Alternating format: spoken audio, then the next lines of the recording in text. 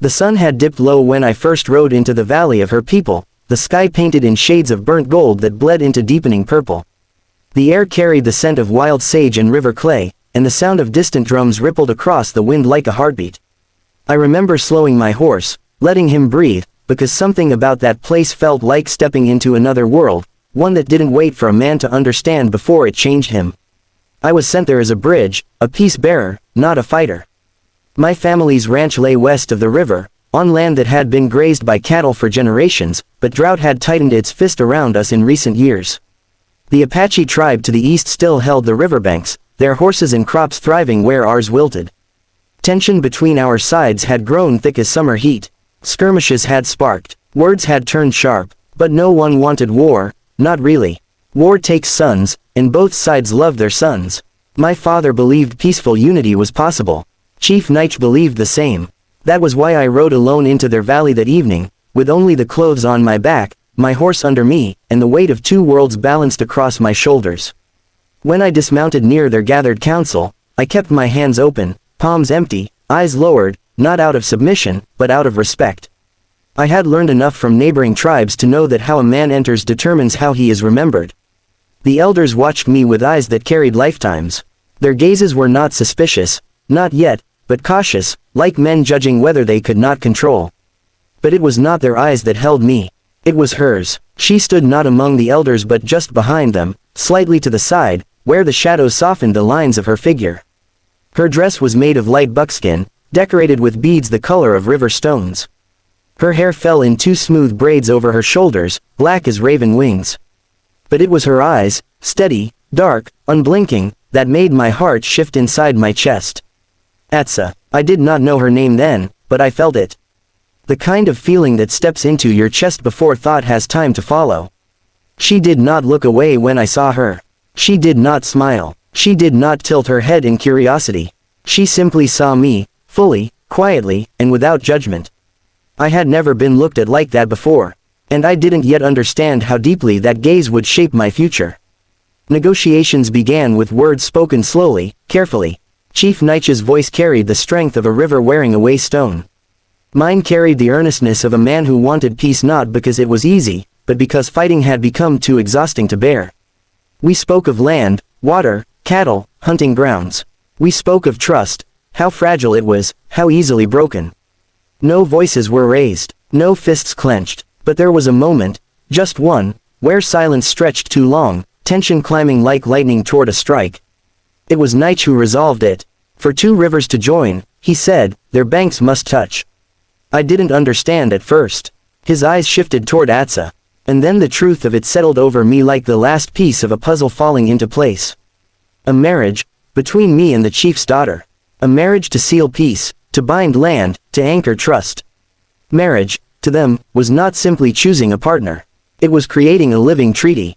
A joining of worlds, a covenant that no contract written in ink could ever match. I felt my pulse in my throat. I had not come to marry. I had not expected to give my life over to such a bond.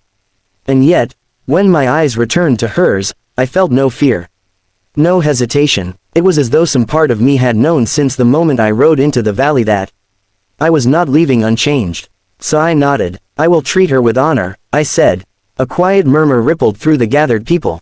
Approval, acceptance, relief. But there was something unspoken, something I would not understand until much later. Preparations for the wedding began immediately, though their ceremony did not resemble those I knew. There were no white dresses, no veils, no vows spoken before a preacher.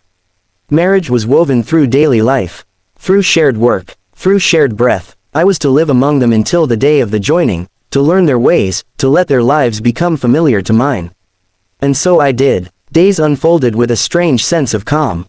I helped grind corn beneath smooth stones, my arms aching as rhythm replaced strength. I learned to carry water the way they did, not slung like burden, but balanced like flow. I listened to the elders tell stories at dusk, the flames flickering across their lined faces as coyotes howled from distant hills. And Atsa, she remained beside me but never clung. She spoke few words, yet every silence with her felt full instead of empty. When she did speak, her voice was low and steady, like a river at dawn. But I soon learned she was never alone. Two other young women were always near. One, tall, strong-shouldered, with hair that never stayed smooth for long, laughter bursting out of her like wild birds, was named Tala. She teased me whenever I made mistakes, nudged me with her elbow, tested me with quick smiles that dared me to react. The other, smaller, sharper, quiet as dusk, was Saya. Her eyes missed nothing, her movements were quick and precise.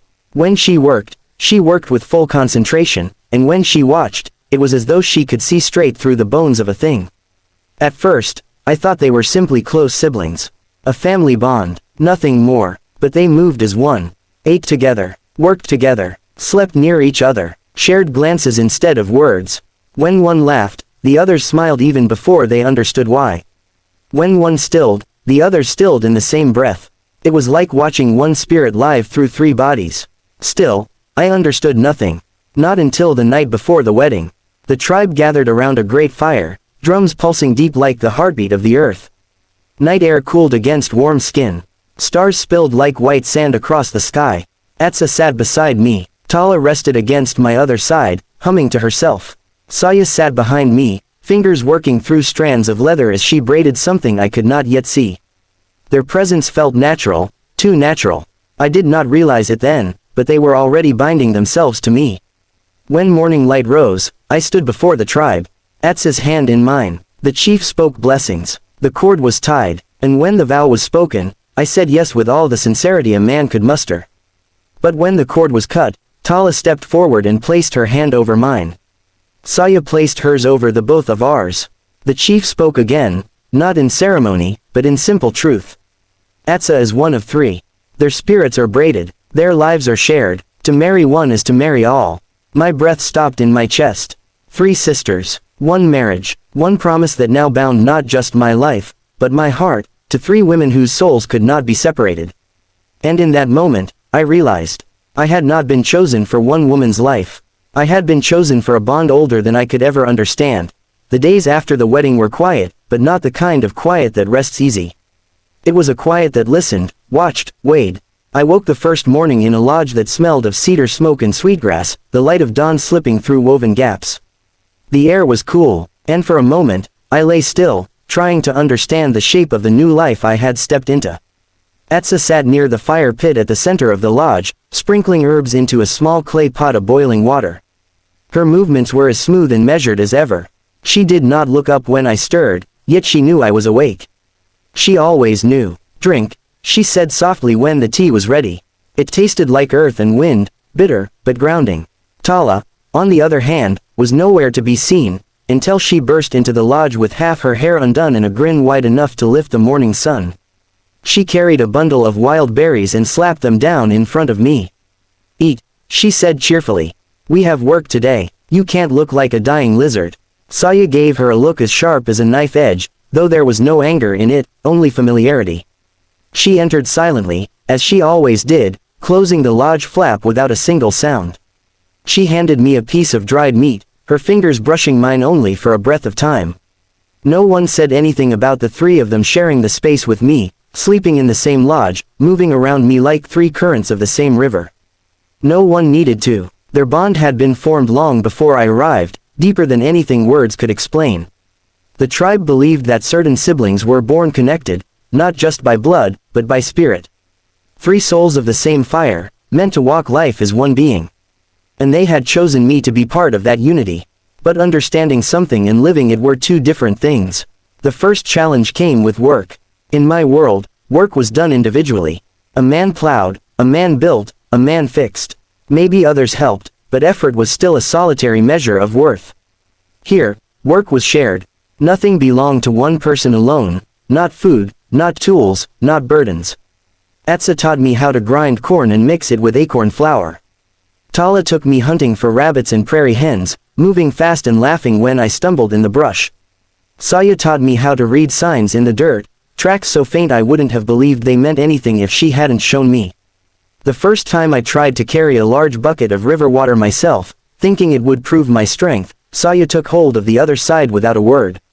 I tried to insist I could handle it alone. She looked at me with eyes like still water. No one carries alone, she said. Not an offer, a truth. But truth does not become comfort right away. I was a man raised to stand on my own, to depend on my own hands. Suddenly, I felt washed through by something I did not yet know how to accept, interdependence. I didn't know whether to feel grateful or caged. That struggle showed most clearly with Tala. She was bold where I was quiet. She laughed loudly and expected to be answered. When I stayed silent, she thought me distant or dissatisfied. One evening, after I returned from gathering wood, she approached me with her arms crossed. "You do not speak," she said, voice full of heat. "Do you not see us? Do you not feel we are here?" Her frustration wasn't anger, it was hurt. I didn't know how to answer. I opened my mouth, closed it, opened it again. She threw up her hands with a dramatic sigh and walked off, muttering something about men thinking without hearts. Atsa came to sit beside me. "She feels deeply," she said simply. "That I see," I said. "You feel deeply too," she added. I let out a humorless breath. I don't know how to show it the way she wants. Atsa didn't touch me. She didn't try to soothe. She simply sat in silence with me until the weight inside my ribs shifted. Later, I found Tala sitting by the riverbank, skipping stones like a child daring the world to refuse her joy. I sat beside her, watching the water carry each ripple away. "I don't speak much," I said quietly. "But it does not mean I feel nothing." She looked at me then, really looked, and something sparked softer in her eyes. "Then show in other ways," she said. "Your silence can be love, too, if we learn its shape." And so we did. I learned that Tala needed laughter to feel closeness. So I told stories from the ranch, of clumsy calves and stubborn bulls, of my father's terrible attempts at singing. She laughed so loudly the birds took flight from the nearby trees. In return, she taught me dances around the fire, dances meant for celebration, for remembrance, for unity. She laughed when I stumbled, but her hands were always there to steady me. Saya was different. She preferred quiet, the same kind of quiet I had once thought belonged only to me. But her quiet was sharp, alert, full of meaning. One evening, while Tala was singing with the children and Atsa spoke with the elders, Saya led me to the edge of the valley, where yucca plants grew tall and strong. She placed a hand on my chest. "Do not be afraid of needing us," she said. Her voice didn't tremble. "It is not weakness." I didn't answer right away. The wind moved around us, stirring dust into soft spirals. I felt her words inside my bones, felt how close I had come to misreading everything. They were not asking me to choose one. They were asking me to join them, their bond, their unity, their shared life. But the world beyond the valley did not understand such things. And it did not stay quiet for long. Word spread to town, to ranchers, to settlers, to traders. Whispers turned sharp. Men I once worked beside began to look at me as if I had crossed into something forbidden. One afternoon, while Tala and I were repairing a horse corral, dust rose from the west, riders approaching fast. I recognized the horses, men from the ranch, armed. They thought I had been forced into this marriage. Kidnapped, controlled. They believed they were coming to save me. Gunshot cracked the air before words had even reached lips. The valley erupted. Horses screamed. Arrows struck dust. Men shouted my name, but not the way friends do. They shouted like rescuers dragging a man from fire, even while they set the flames themselves. I stepped between both sides. My heart felt like it was splitting in two. Tala grabbed my arm. "Cole, move." "No," I said. Atsa appeared at my other side. Saya behind me, her hand already on her knife. And I understood then. This was the moment everything would hinge on. I walked forward, alone. The gun barrels lowered, just an inch. "I'm not captive," I called out. "I'm not here against my will. I chose this. I chose them." Disbelief rippled across their faces. But I did not waver. These women are my family. My life is here now. If you fire on this land, you fire on me. Silence fell like ash, slow, heavy, final. One by one, guns lowered. The dust settled. The valley breathed again, and the sisters, my wives, stood beside me, not as a claim, but as my equal choice. In that moment, I finally understood. Love was not something I gave to them. It was something we shared, built, carried, together.